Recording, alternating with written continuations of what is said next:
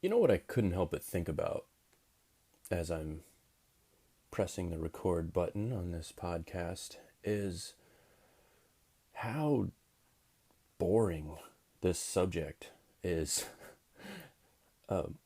Interest rates, home buyership.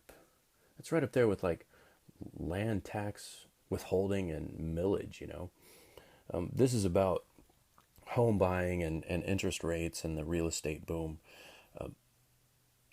The discussion that kicked this off was Snedmeister, one of my compadres here on YouTube. I really enjoy the dialogue that I've had with him because we see things differently, which to me is so great because you can never get the complete view of a subject just from your own perspective. You need it from that other angle. Like I would guarantee you with Sned, because I'm very much a laissez-faire free market guy. I I'm a professing libertarian. A lot of people, their experience, like from Sned's camp, I apologize if I'm putting words in your mouth, but the only thing they know of libertarians are the shenanigans that the Koch brothers are up to, or some of those Peter Schiff types, who have a who have an incentive to be libertarian in order to retain their money after they have plundered the system. Now they want to rig the system so that they don't get plundered themselves. But the dialogues that we've had have always been very, very healthy, and I really dig it. The subject on the floor is the effect that the Federal Reserve raising interest rates would have on the economy. I suppose I didn't, as a confession, I didn't actually watch Don Harold, the day trade show. I didn't actually watch the video that Sned is responding to, and I couldn't find it. I looked in the thread from Day Trade Show, and I couldn't actually see a subject directly dealing with that. So I'm not sure if it was a side topic of another video. Sned, if you're watching this, if you could let me know the title of that video, and I'd be happy to check it out. Beyond that, all I can do is really kind of riff from the hip, or just go off of what you're saying, Sned, and we'll just not worry about what Don declared at this time. To make a long story short, though, if anybody watching this has watched Sned's first response video, I agree with you. If we're talking about the housing market, it is driven by the market. I bought my house in 2003. I was, let's see, how old was I? I was 26 years old when I first put in to start buying this place that I'm in right now. I turned 27 over the course of the purchase, after it was built, when I actually moved in. I took a loan on it, which was remarkably easy to get with extremely low interest rate, but it didn't have to do with the interest rate so much as I was able to buy it. The bank had no trouble giving me a loan to buy it. The price was right. I could afford it, and and there it was. Now I had pressure from family, because obviously I'm in my mid 20s. Hey, it's time to buy a house. Now you mentioned in England, Sned. I'm just talking to you now. How a man's home is his castle. That's kind of the American dream as well. I suppose it's the dream of gentrified society. Is that the right word? Or Western society, in that we put our stake in the ground. We establish our homestead in land ownership. Traditionally, for both of our, well, obviously my country is born of yours, so I think it's understandable where that fundamental desire of land ownership is, and it's really pushed and pervade.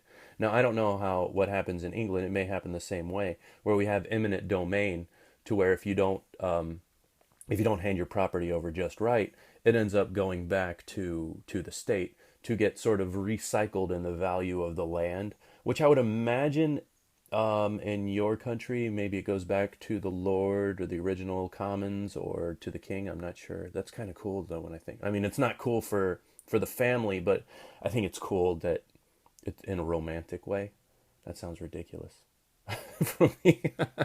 Oh, look at how you don't get to do what you want with your property because of the king. I think that's romantic. I'm not saying that to make light of where you're at. I have respect for that tradition. As much respect as I could possibly have as a rebellious Yankee. All right. Which is ironic because I'm not actually a Yankee over here in the country. However, you would call me a Yankee, but I'm actually a Southern American. So, moving right along. Um, if if the Federal Reserve brought interest rates up, the only thing I could really think of, I don't see it really affecting the people on the street right away, because even though God, what a dull subject though. Even though prime lending right now, what is the and for one thing, I want to say I did listen to Don Harold's response to your video when he says that for all intents and purposes, the United States interest rate is essentially zero. No, it's not essentially zero. If you look at the world market, the United States interest rate is one of the highest as it pertains to larger economies. That is the largest economy. So when you have a gross domestic product, what is it in the trillions, and an interest rate is anything above zero in the trillions, it actually bears a greater value than a higher interest rate from a country that has a lower domestic product, if I'm making sense. So in that standpoint, I think Don's perspective is remarkably incorrect. So 0% is 0%.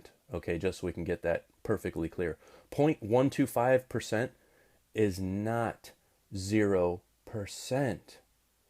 I don't know what I have to say to drive that into somebody's head. 0.125% is 12 and a half basis points. Okay, 12 and a half basis points. I don't know what about 12 and a half basis points would make somebody think that that's essentially zero. I have an opinion on that, and it's not a very kind one. Okay, so if, for example, and I can't get into it too much. Let's just say 0.125 is not zero. Okay, the reason why I can't get into it is I because of my trading, I can't, I don't want to discuss certain things that I've been asked to keep proprietary, and that's, and I'm fully willing to respect that. So I'm having to dance around the subject, so you may see me stutter a little bit here. But it ends up having a greater effect than what the layman would fully realize. Now, I will also say, and I suppose in closing, is that a person who thinks that 12 and a half basis points of interest rate in this global overall economy is essentially zero is, in my opinion, presenting themselves as a layman. Anybody who knows about the markets and knows about how interest rates work and how it affects treasury exchanges and things like that, when they hear somebody say 12 and a half basis points, or a move, if it goes from 12 basis points to 12 and a half, whenever somebody who understands the effects of that hears somebody say that it's essentially zero, they just roll their eyes and move on. So where were we originally? um, what as so I suppose without seeing Don's original video, I don't know what the original question is, but I can tell you one thing. You, Sned, you participated in the market. Me, Lamb Dog, I participated in the market. We've actually felt its effects. As Here's what happened to me, and I'll just finish this off. It wasn't the interest rate going up that crushed me, but I still have my house. I ended up leaning everything out and having to refinance to get my feet dug in. I didn't declare bankruptcy or anything, but when the when the interest rates moved a little bit and the party was over, so to speak, what crushed me was the increase in value of the home that I purchased. It was actually my county land tax that crushed me because my home doubled in value. And when I was 26, everybody who was advising, they're like, buy the biggest, best house you can afford, which I did. And we were right on the cusp of being able to afford it with my wife, well then girlfriend, and my income. When the home doubled in value, our land tax actually doubled. So we ended up with an issue of being able to afford the tax.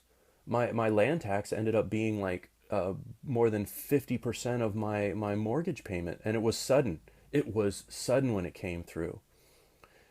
And we put our heads down, we pushed ahead, and we're still recovering from that. And luckily I didn't take too much over what my home was, but that's what crushed me. It wasn't the interest rate moving because I didn't have a balloon mortgage. This was a fixed mortgage. So I guess to back up what you were going for, Sned, when that value of my home changed, it changed the tax value. Gosh, maybe at the end of it, we got to why I'm a libertarian. Because stupid ass land tax. Maybe I guess I am no better than the Koch brothers. Anyway, Sned, cheers, and we'll talk more with you later. It's great seeing you make videos, dude. You're so insightful, and you have a delightful voice. I love it. I wish you could read stories to my daughter and I before bedtime, because I have such a that nasally American accent, and your voice is so pleasant. All right. Anyway, man, good talking with you, and thank you so much for watching my stuff. And we'll get more to this later on. I don't know where this week is going to end up. I'm enjoying the finance stuff. It makes it easier for me to do financial videos right now, because between work and trading, I really don't have a great amount of time to dedicate to additional productions. So if I can just put stuff work related, it makes it much simpler to me. All right, y'all take care. 13 minutes. Damn.